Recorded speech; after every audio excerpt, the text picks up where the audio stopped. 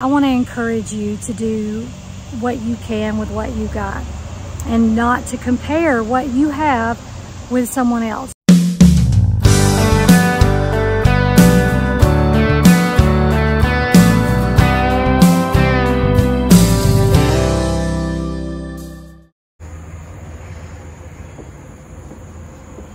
Hey guys, Jules here. So we have had a really busy week. I haven't been on as frequently, and one viewer in particular, Thomas, has been scouring our channel looking for new videos. So he's my motivation today for jumping on here and talking to you guys about doing what you can with what you've got. So before I do that though, I'm going to show you a little bit. So these are the zinnias. Aren't they beautiful? I've already picked one. And these are, of course, they're cut and come again. So I'm going to be cutting them as soon as they are ready to be cut so that we can get more. Because the more you cut them, the more will come back and grow new. So anyway, they're beautiful. Love them. So far, the only ones that have come up have been the white ones, and I'll have to look and see what kind those were. And then these are just absolutely gorgeous with the hot pink. I love hot pink, and that's just beautiful. Absolutely, absolutely beautiful.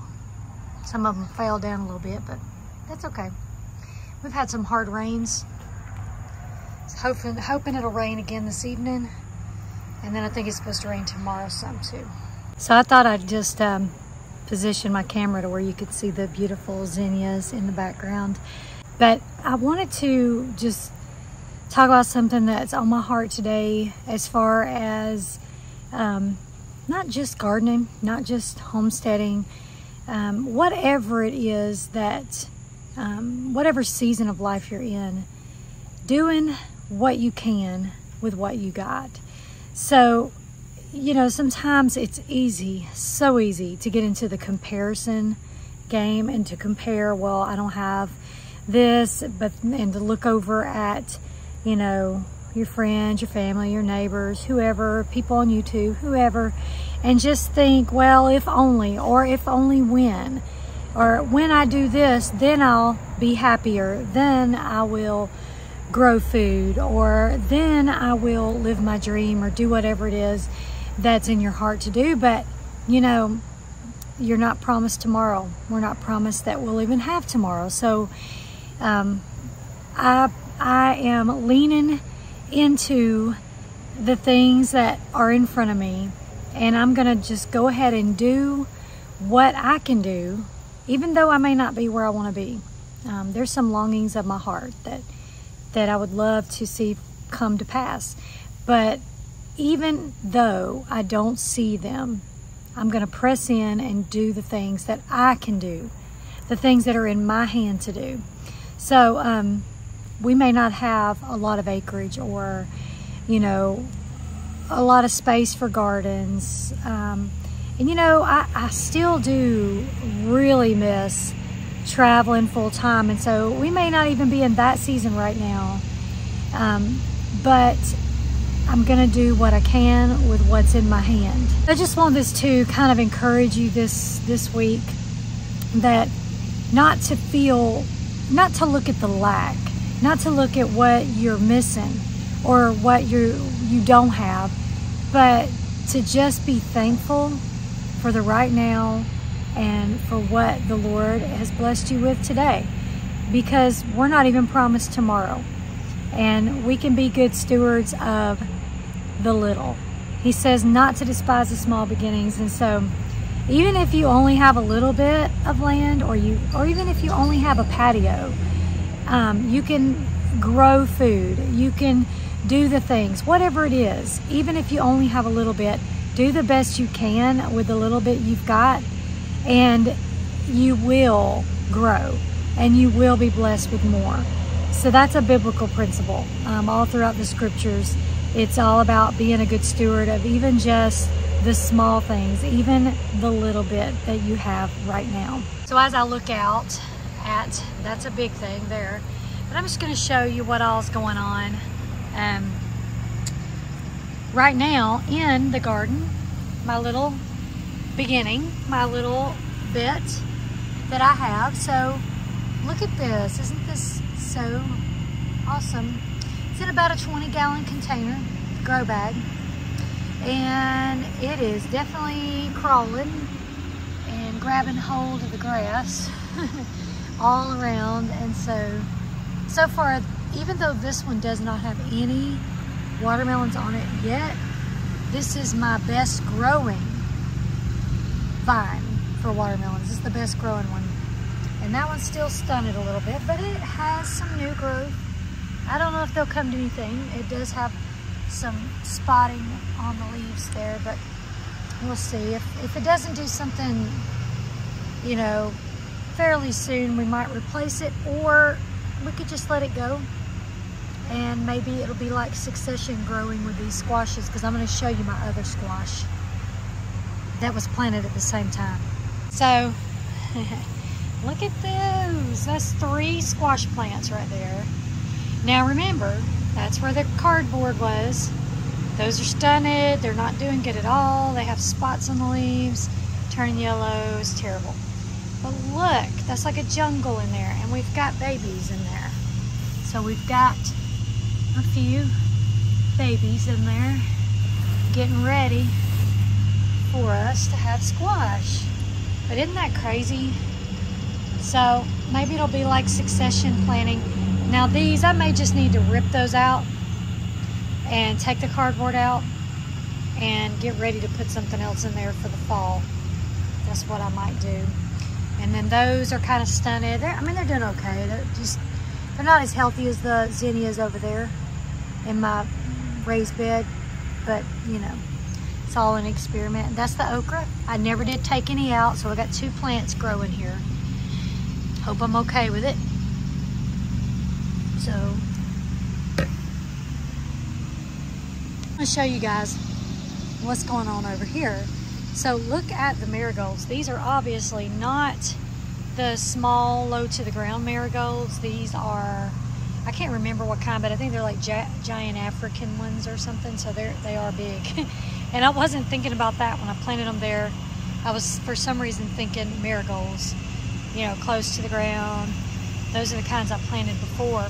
But behind them, I have at least four of my red peppers trying to turn finally. I've been waiting because I really would like to have red peppers. That's why I planted them. And then these are the green ones. They have a couple on here. I've harvested some from that one already.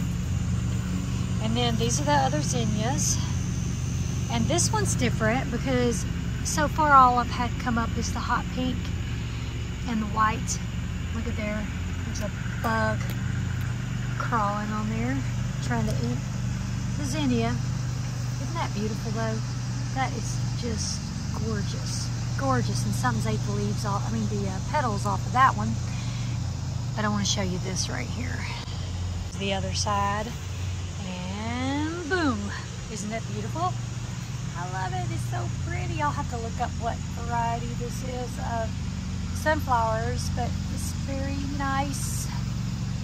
And I've seen many pollinators coming over to these. That one's going to be ready to cut soon and put in my dining room. So you can see these a little better from this angle. There's the green ones. And those are the red ones. They're turning red, and look, more figs. We have more figs and more figs. And there's still little tiny green ones, so we still got a little bit. Matter of fact, look at there. So I'm just gonna take a little snack break and eat one of these figs. Really good. So this is kind of just the right time to be eating these.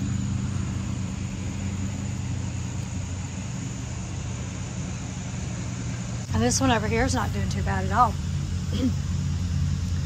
Actually, it's got some new growth on there. I'm pretty sure that none of those little branches, or whatever you call them, were there before. So this one's not doing too bad. And that's 2 squash plants, which that's too many for that small container. Oops, I'm not even got it focused on there. It's too many for that small container, so we may end up pulling that small one out and just allowing that one to grow. Some more watermelons. This is a big container, and there is one on here. Hopefully it reaches the ground before it gets a lot of weight on it. Hopefully. That one's trying to find, oh look, a little baby. A little baby right there. So cool. And then these, okay, so that's a watermelon, and it's got a good sized, I think that's my biggest one so far. It's doing pretty good. At least it's almost to the ground. So it's in the 20-gallon grow bag. And then look at this. So y'all tell me, why do some squash plants do better than others? Now the one I just showed you, the 2 in the pot, that is the soil from this yard. And they are thriving and surviving and doing great. Then you go over and look over there in the box, and it's potted soil, or soil bag, you know, store-bought soil, and they're doing great. But then you look at the other one, and it's just not doing very good at all. Same stuff in it. So I'm just not sure why some do better than others. Look back there. Those are starting to come right on up. I think those are going to end up doing pretty good for the most part in that bed. So they're coming on up now. And they all get about the same amount of sun. And actually the ones I just, not these right here, but the other ones that I'm looking at in front of me, they get probably less sun than all the rest, and they're doing great. Moved my growing table because where they were before, they were getting way too much of this really hot sun. So I'm hoping, this is cauliflower and broccoli. So I didn't want it to be in the direct sun. They're germinating okay. The tomatoes have just about gone. I mean, they're not doing too good. And then I think these are, I want to say Rocky Top and cilantro. Now the cilantro took a while in my other pot, and I'll show you that in a minute. It took a while to come up. And so maybe this one is taking a while to come up. On the other hand, that's Rocky Top lettuce. So far, I don't think I see any seedlings yet.